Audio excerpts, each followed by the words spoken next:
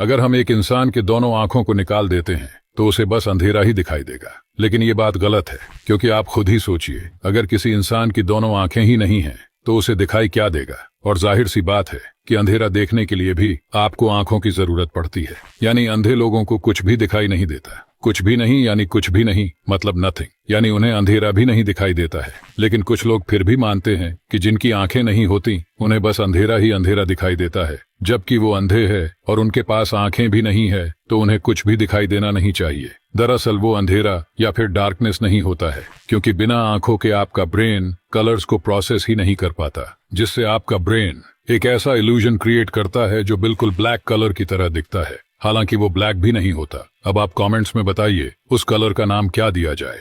अगर किसी नारियल को तोड़ने के बाद उसके अंदर से ऐसा चिपचिपा पदार्थ निकलने लगे तो ये मत सोचना कि वो नारियल खराब हो चुका है या फिर ये पदार्थ कुछ और ही चीज है। दरअसल इस टाइप के नारियल को मैकापुनो कोकोनट कहते हैं, जो अल्फा डी गैलेक्टोसाइडस नाम के एंजाइम की कमी के वजह से बनते हैं, जिससे नारियल के अंदर का पानी बिल्कुल किसी जेली की तरह चिपचिपा बन जाता है। और दिलचस्प बात तो ये है कि 1000 नारियल के पेड़ में से 1 या 2 पेड़ ही ऐसे नारियल प्रोड्यूस करते हैं।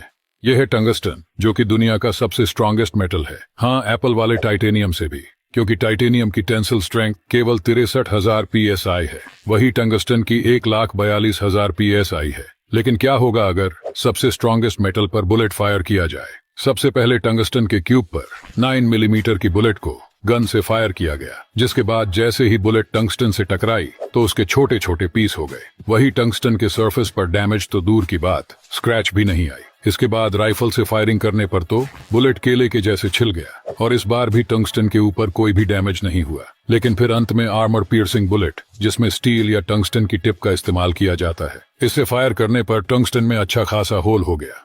जैसे ही आप किसी कछुए के सामने काले और सफेद जूते को रखेंगे तो ये कछुआ काले जूते को देखकर उसे मारने लगेगा। और दुनिया के सभी कछुए काली चीजों से नफरत ही करते हैं।